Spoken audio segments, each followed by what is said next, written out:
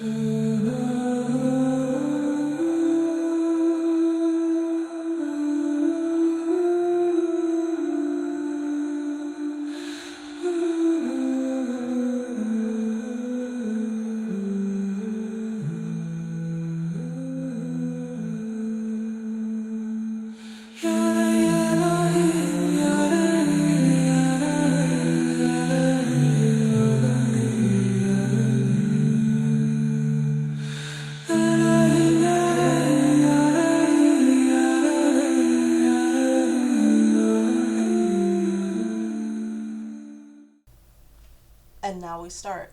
now we start the episode. Hello. Hello, everyone, and welcome back to another episode of the Every Which Way podcast. It is wonderful to have you guys back here. It really is. For those of you who are watching this on the Patreon, I am using an actual, microphone that is not clipped to me. So this is... I just wanted to try something out, see if maybe I could get the quality as far as the vocal track better for you guys. So please let me know if you prefer this microphone or the clip-ons that I use. But yeah, for those of you who are not watching this, just let me know if it sounds better in the comments or something. I would love some feedback. So, hi. This is the Every Which Way podcast, and my name is Dana, and I'm doing pretty well, actually. I'm recording this on the 14th, which is a Friday, before I go into work, so I'm doing pretty well, actually. This whole past couple of weeks, I've been doing pretty well, and it's not like I'm not taking it for granted, really, but at the same time, I'm like, why are things going well, you know? Just because it's a little, it's just, I'm not used to feeling so good, about myself, and I know that sounds kind of not okay, and a little bit crappy even, but, I mean, it's true, and I want to be honest with you guys. But the past couple of weeks I've been feeling really well. The weather's been nice enough that I've been able to walk to work, and that's great. And I've been doing yoga pretty frequently during the week, and yeah, so I'm doing good. But please let me know, how are you guys doing? Are you guys okay? Have you been taking care of yourselves, my friends? I hope you have. I really do. But yeah, please let me know. Anyway, so the topic that I'm discussing today is a bit long. At least for me, it's a bit long. So I'm talking about astronomy versus astrology. So I'm going to get into a few of the similarities, some of the okay, let me start over. So I'm getting, I'm sorry. So I have a timeline of how each astronomy and astrology individually grew and formed into what we know today. And I'm going to let you guys know that some of the timeline that I have might bounce back and forth a little bit. And that is because when I thought that something in one time frame was a cause of something in a time frame later on, I want to acknowledge it then and there, okay? And then I'm going to really get down to the actual differences, but I'm going to start off with just saying that despite their differences, astronomy and astrology share many similarities, such as etymology, and history. But that being said, what exactly is astronomy? Like, the average person, I guess, what is it? So, astronomy, well, it's a science that studies everything outside of the Earth's atmosphere. So, we're talking planets, stars, asteroids, and galaxies, and the properties and relationships of those celestial bodies. And I got that definition from the American Astronomical Society. On the other hand, we have astrology, and astrology is the belief that the positioning of the stars and planets affects the way that events occur on Earth. It is a divinatory practice that is not based on science and is actually considered a pseudoscience. So that's the two differences. That's the two definitions, I should say. Both terms come from the Greek word astron, which means star. Astron combined with nomos, which is the Greek word for law or culture, create the word astronomy. But when astron is paired with logia, which is the Greek word for study of or discourse, you get astrology. So each word describes the effort to understand the cosmos, just in their own unique way. Alrighty? So the stars were studied and observed for navigation and agricultural purposes by the ancient Babylonians, Greeks, Chinese, Mayans, and other cultures. This is something that our species as a whole, regardless of where we were in the world, has always looked up to the stars and the heavens. Now, little recorded information has been found about our early ancestors and their own thoughts and beliefs on the heavens. But the oldest recorded astronomical observations is the Nebra sky disk. Now, the Nebra sky disk dates back to approximately 1600 BCE from Northern Europe and is a 30 centimeter bronze disc that depicts the sun, a lunar crescent moon, and stars. Archaeologists theorize that it's a religious symbol and instrument or calendar. Our early ancestors seem to have believed that the heavens held power over earthly existence. And from that, we can see the very root origins of astrology at its bare core. So only the sun, moon, Mercury, Venus, Mars, and Saturn were clearly visible to our ancient ancestors prior to the telescope being invented, okay?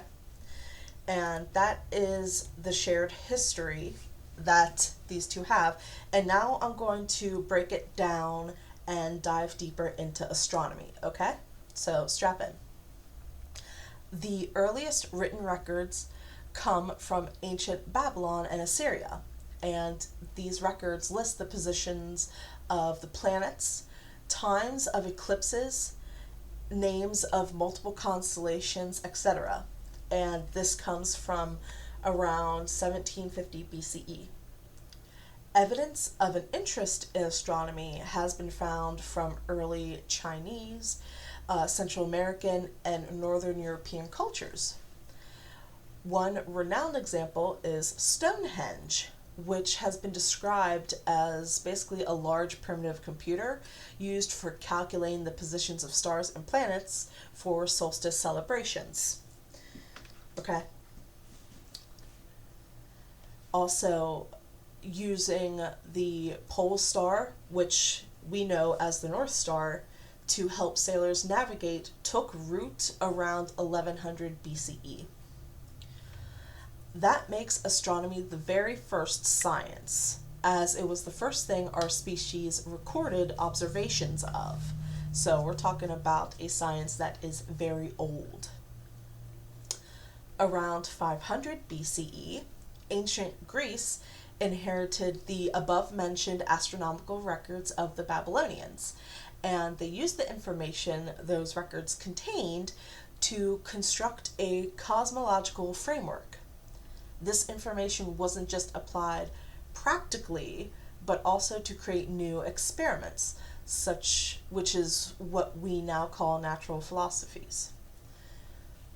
Chinese astronomers Shi Shenfu and Gandhi recorded the first known star maps, which were used up until the late 16th century when they were lost. Thales was a natural philosopher, and by combining math with the Babylonian information, he was able to predict eclipses. Fast forward a little bit to 270 BCE, we have Aristarchus, who is a Greek astronomer, and he proposes a sun-centered model. So basically, his model says that all the planets, which includes Earth, orbit the sun. He also theorized that the stars are far away, unmoving suns. In 240 BCE, Greek scholar Eratosthenes, I'm sorry if I butchered that, is the first person to calculate the Earth's circumference. His method has been lost to time, but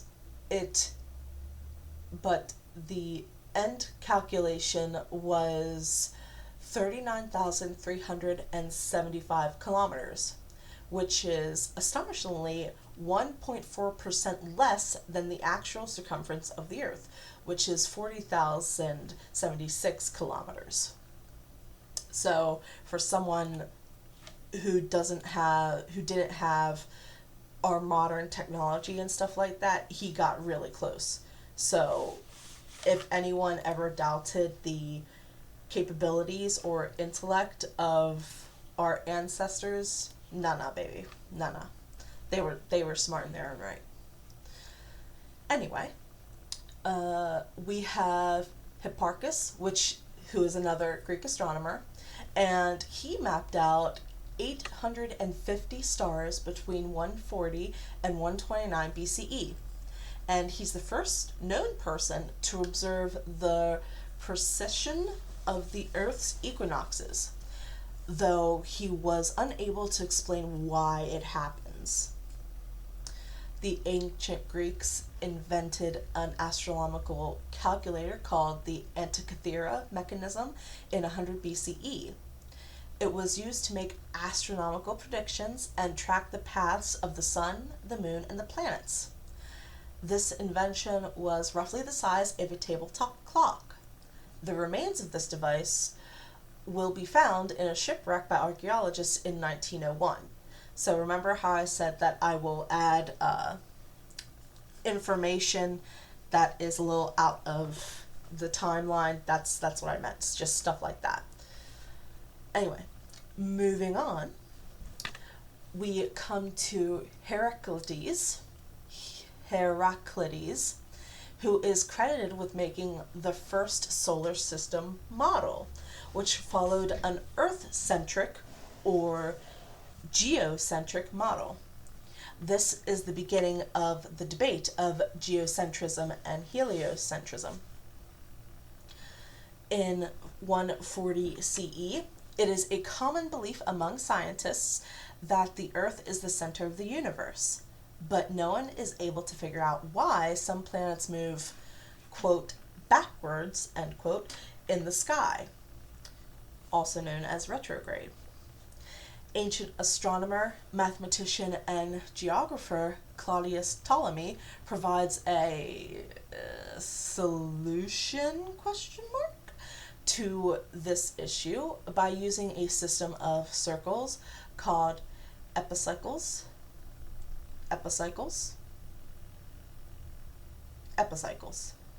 That's what I'm going with. Listen, I'm America. I'm America. I'm American, so sometimes I don't pronounce things well or think to look things up before I start recording my podcast. So there you go. But the system of circles, epicycles, to explain how the planets move. Ptolemy also writes a 13-volume text called the Almagest that discusses the apparent motions of planets and stars for that time period.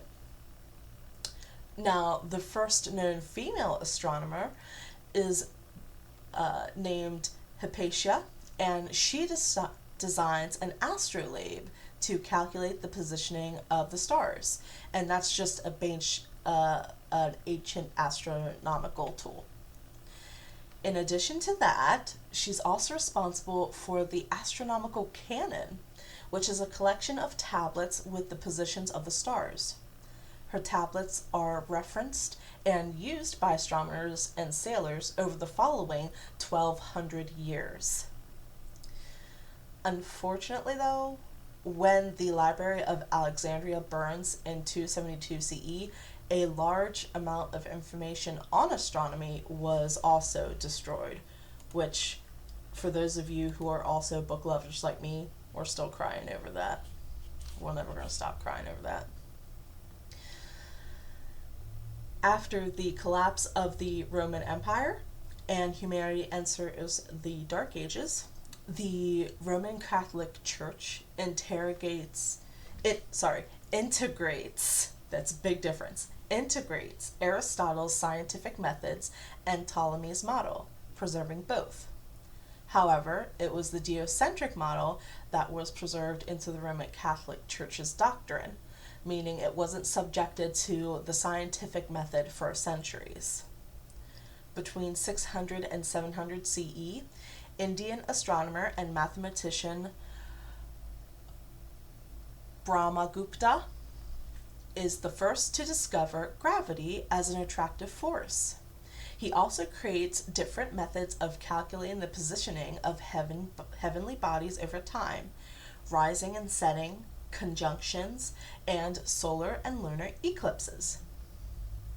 From 800 to 1200 CE is what is known as the Islamic Golden Age of Astronomy. This is the time when the thickness of the Earth's atmosphere, algebra and trigonometry, and the naming and calculating of a plethora of stars, including Betelgeuse, Rigel, and Aldebaran, are achieved in this era. In 946 CE, Persian astronomer Abd al-Rahman al-Sufi identifies the Large Magellanic Cloud and Andromeda galaxies. Islamic scientist Ibn al-Haytham observes the bright band in the sky, which we now know as the Milky Way, and concludes that it's outside of the Earth's atmosphere in 1030 CE. Now, I know that some of you may be like, yeah, but this is old news. But back then, this was something big. These were major discoveries that just blew people's mind, you know? And it's wonderful to go back and look at it and be like, huh, wow, that is pretty cool, isn't it? Yeah, it is. So the next thing, multiple Chinese, Japanese, and Islamic astronomers witness a bright, quote, new star, end quote, in 1054 CE. And that star is visible in the night sky until 1056 CE. Astronomers in 1924 conclude that this new star was caused by the supernova that gave birth to the Crab Nebula.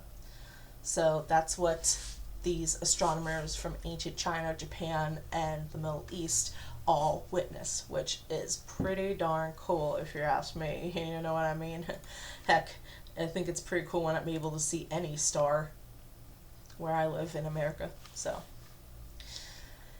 anyway, once the Renaissance period came around and new ideas took precedence over religious dogma, the heliocentric model was reinvented by Nicolaus Copernicus, who from 1510 to 1543 CE. And while he wasn't the first to do so, he was the first to successfully formulate and publish it. This was, in part, due to the waning power and influence of the Church in Northern Europe during the 15th century, which allowed for other ways of scientific thinking. Copernicus still applied Aristotle's celestial motions, which state that the planets orbit in a perfect circle, which they actually don't. Their rotation is an ellipses. The world's first true astronomical observer was Tycho Brahe, who invented the Danish observatory, allowing for him to measure the positions of stars and planets to the highest degree of accuracy for that time. Using trigonometry, he was able to show that the sun was actually farther from the Earth than the moon was. Perhaps the first, what we would refer to as modern astrologer, was Galileo, who developed the laws of motion and then just completely obliterated the very idea of a perfect geocentric universe via 5 specific discoveries. What are those discoveries, you may be thinking? Well, they are as follows.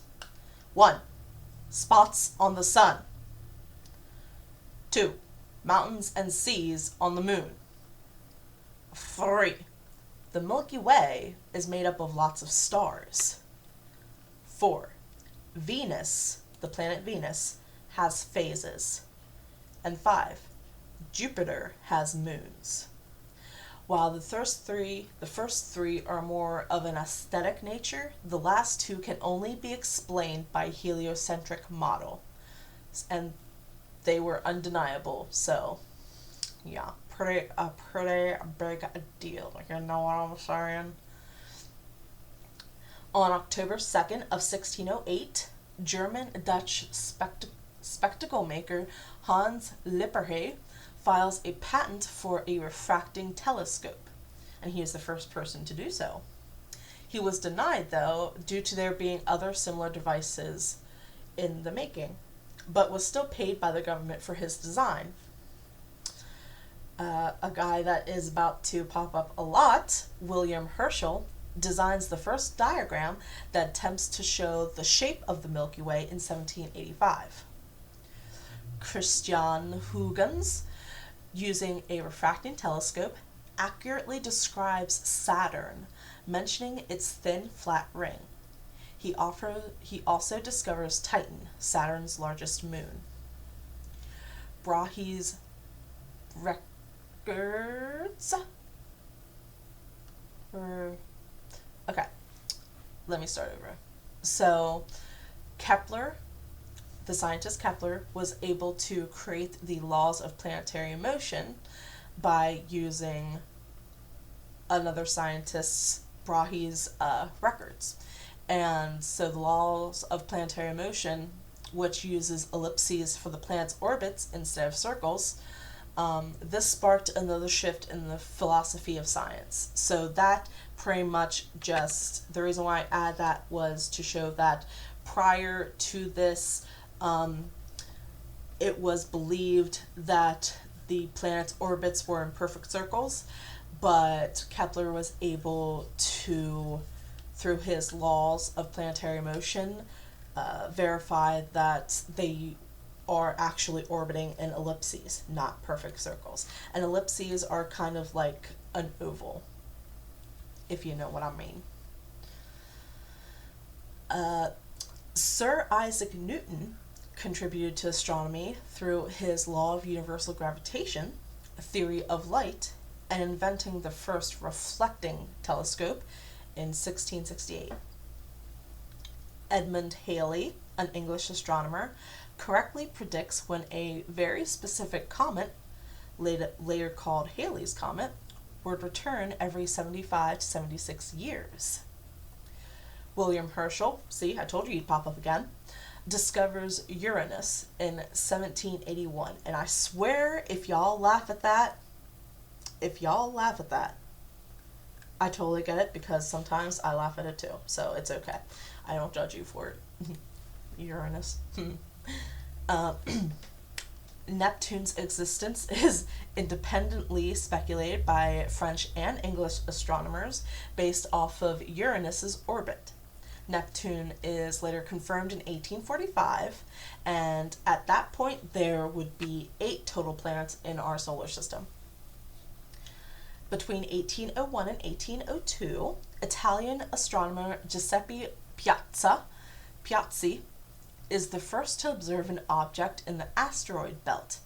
He names it Sirius, which is classified as a dwarf planet later on. Heinrich Olber, German astronomer, discovers the asteroid Pallas.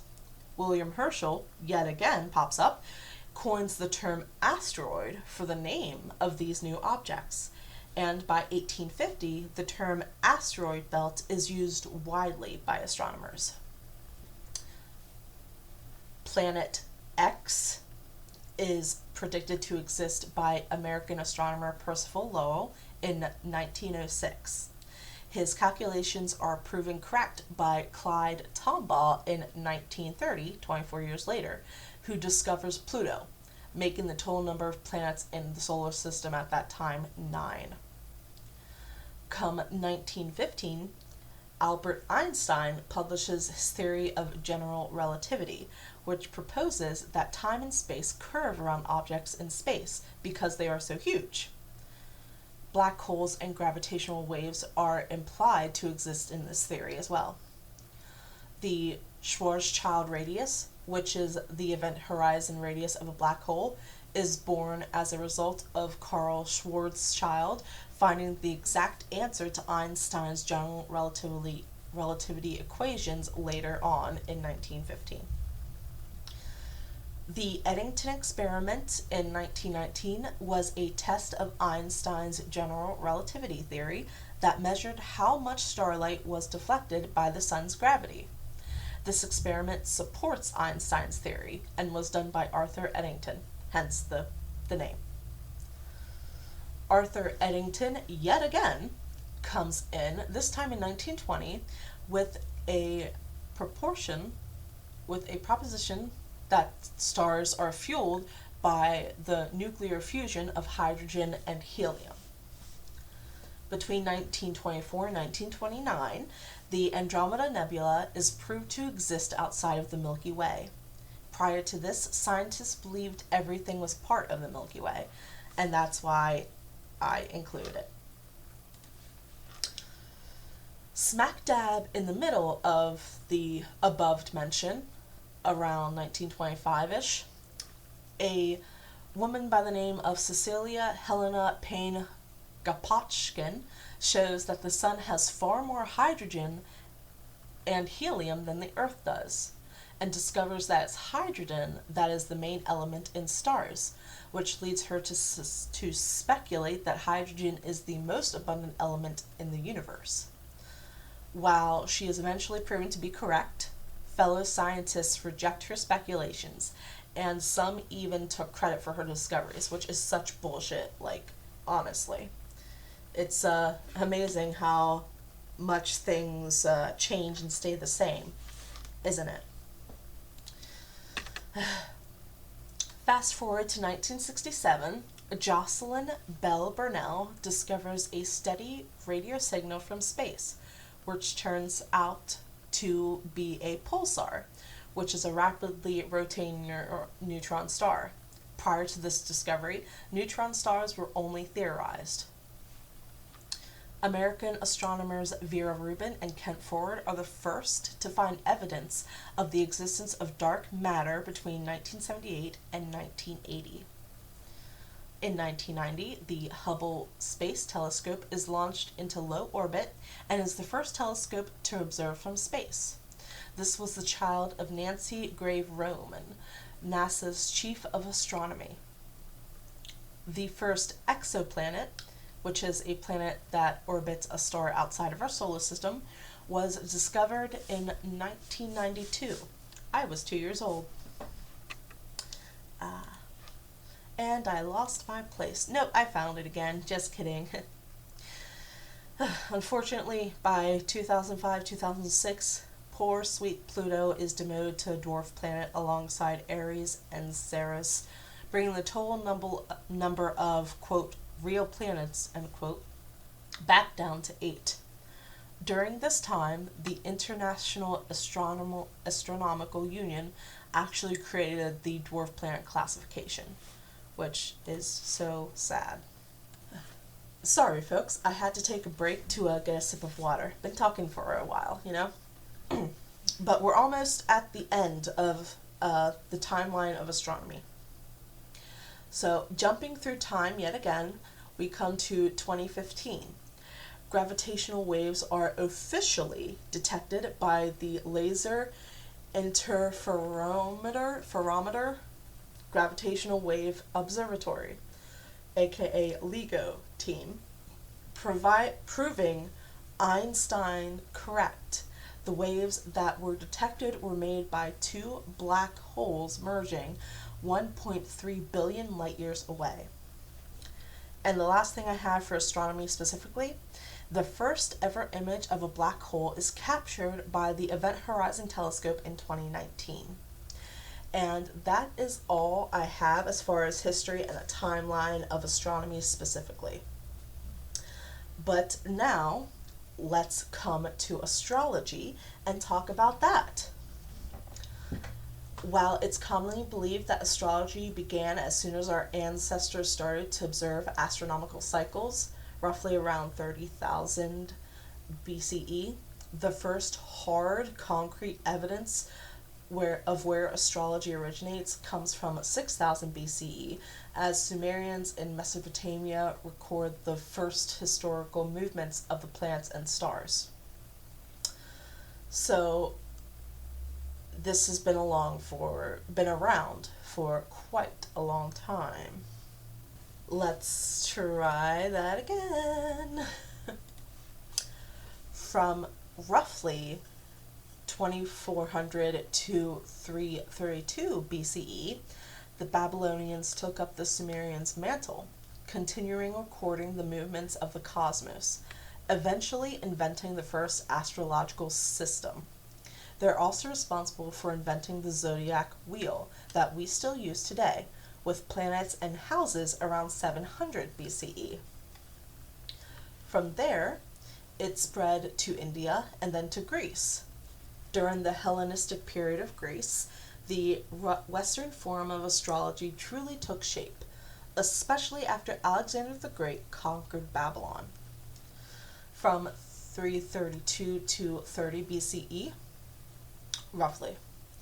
And this had a great influence over medicine and philosophy. The names we associate with the planets and zodiac signs today come from Greco-Roman literature. By 140 CE, Ptolemy publishes his work, Tetrabiblios, which contains methods still used by astrologers today, such as the planets, zodiac signs, houses, and aspects, which in astrology, aspects just mean angles. So like the angles of the sign, the planets, stuff like that. It seeped into Islamic culture via these Greek traditions, which in turn were funneled back into European culture through Arabic academia in the Middle Ages. Greek astrology, much like many other things, also influenced Roman astrology. It's because of Roman authors like Plutarch and Vetus Valens, who translated Greek texts, that we know what we do about Greek astrology. Roman astrology started to lose its popularity during the late antiquity period, partially due to Christianity and the free will Christian teachings contradicting the fate determined by the cosmos. Foreign astrological teachings were brought and adopted into China during the Tang period, which was around 705 to 907 CE. Specifically, the use of the sun's position or a significant calendar event during a person's birth to make predictions. Many Arab and Persian authors translated and preserved Greco-Roman astronomical texts while simultaneously studying astrology from India.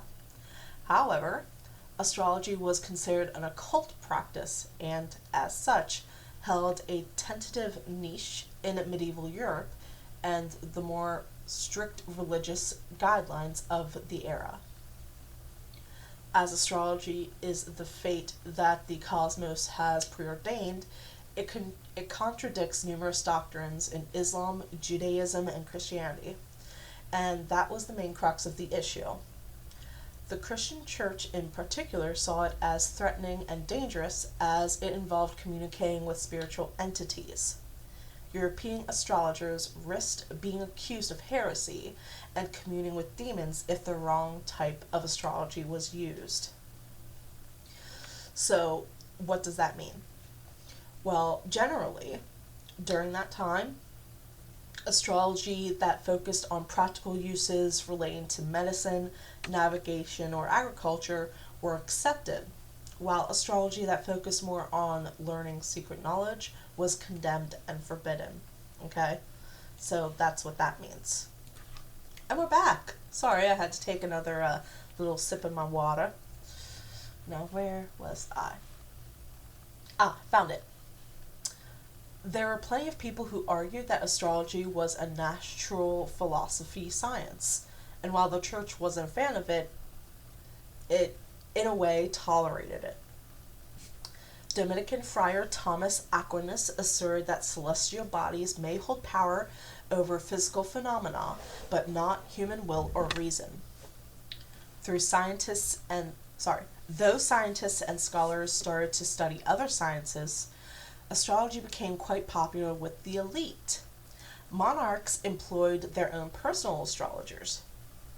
Among one of the most famous of these astrologers was Guido Bonatti, who was Frederick I, the Holy Roman Emperor, and the city of Florence's astrologer.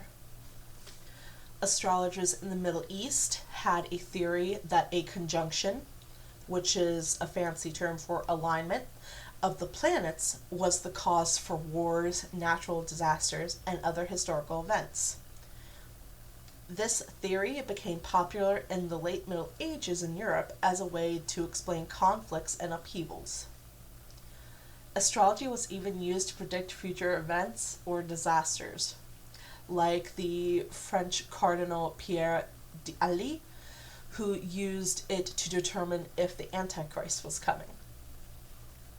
In 1348, physicians at the University of Paris told Philip VI of France that the Black Death was caused by Mars, Jupiter, and Saturn being in conjunction in 1343. So, because those three planets were in alignment, they caused the Black Death, which is not the case in reality.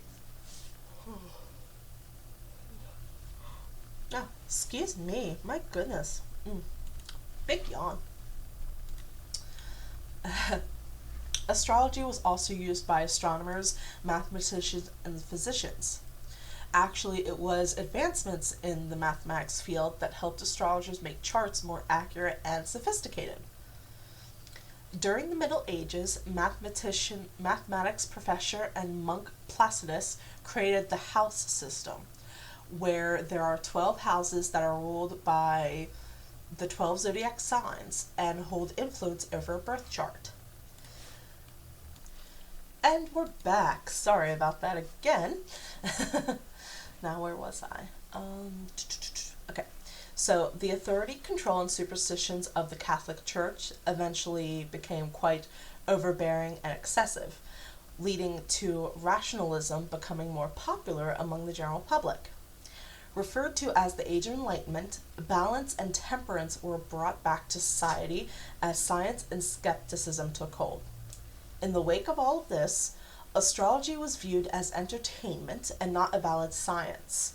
This perspective caused most astrologers to use pseudonyms so that they wouldn't be discredited. With the renewed popularity of mysticism and spirituality in 19th century Europe, and also in the United States, astrology also returned to prominence. Even psychologist Carl Jung used astrology in his psychoanalysis. Though academia didn't accept astrological methods, pop psychology and New Age spiritualism and beliefs adopted them as important concepts. American author, composer, and humanistic astrologer Dane Rudyard was able to successfully market astrology to a more modern population by incorporating ideas from Jungian psychology, popular science, and evolutionary theory. One of his associates, a guy by the name of Paul G. Clancy, published the Modern Astrology magazine in 1930, which was followed by American Astrology 3 years later. Newspapers and magazines began to publish sun sign based horoscopes, but as they were kind of generic and not specific to any one certain person, they were viewed as entertainment. By the late 20th century, computers were able to make charts fast and easy, replacing handmade charts. And that's what I have as far as the history and timeline of astrology. Now, getting down to the nitty-gritty of astronomy versus astrology. So, as I've said before, astronomy is a field of science, while astrology is more of a divinatory practice. Difference number 2. And this is a long one, so hold it there. So, 3,000 years ago, the Babylonians observed the sun moving through 12 constellations, which gave birth to what is now our modern zodiac wheel. However, scientists now know that the sun moves through 13 constellations, Ophiuchus being the 13th.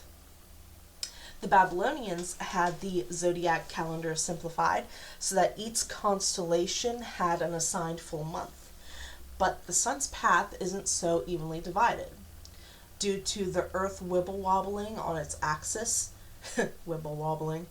Now I've got a picture of the Earth just being like, oh, I don't know, on its axis, and it's just really cute. I love it. The sun's path has changed from what it was 3,000 years ago, which has resulted in a 1-month shift of the stars' alignment. However, these inaccuracies haven't affected astrology much, as it's the signs' placement as observed from the Earth that dictate the signs in the chart. So astrology is when you go to look up your birth chart or to have your birth chart done by an astrologer, it is a snapshot of the night sky at the precise moment and location of your birth. Okay? Astrology is widely considered a pseudoscience, whereas astronomy is a bona fide, verified, certified, and I can take care of what died, field of science.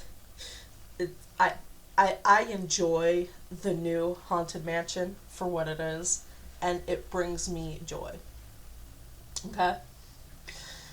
Anyway, astronomy uses the planets and stars, whereas astrology uses the sun, the moon, and the planets, as well as a few asteroids and other positionings as well.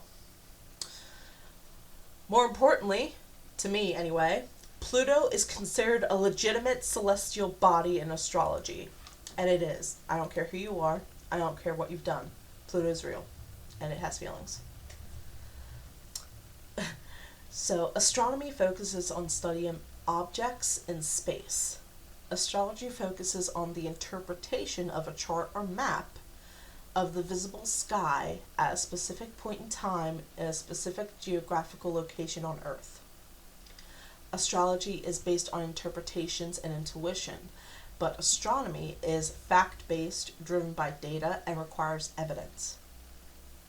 Scientific tools such as telescopes are implemented in astronomy to study the cosmos, whereas astrology, birth charts are analyzed.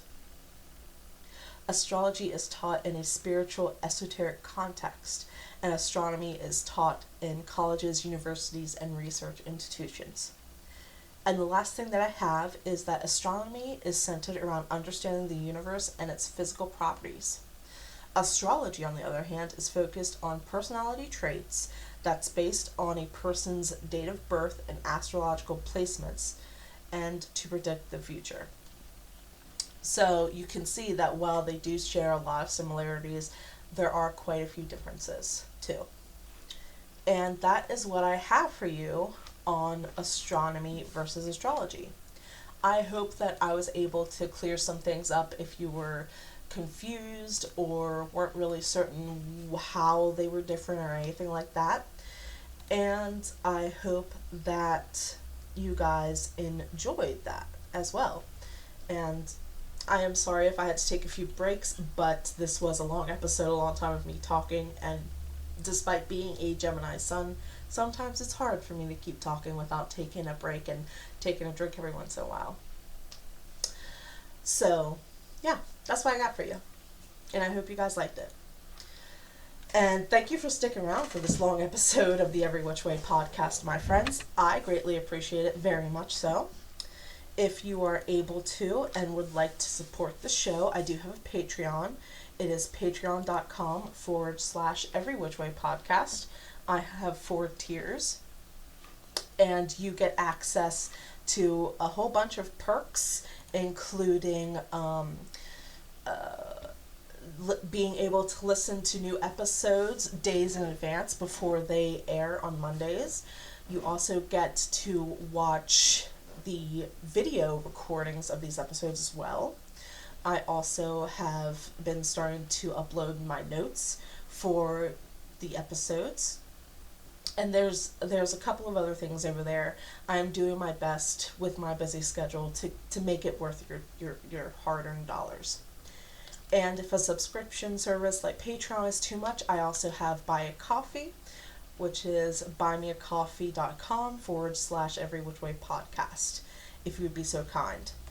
But if you can't, that is totally okay. I'm also fine with you guys just listening, tuning in, and sharing it. I'm honored that you take time to listen to me talk about stuff that I genuinely have an interest in and I like to talk about. So, yeah. Thank you for listening and for learning along with me. I hope that I was able to teach you something pretty cool. I know that I learned a couple of cool things for sure. But with that being said, I have to go now. I hope that you all have a marvelously magical Monday. I'll see you wonderful witches in the next one. But I gotta peace out, Girl Scout. I gotta tune out. I gotta leave. So bye. Bye guys. Bye bye. Bye.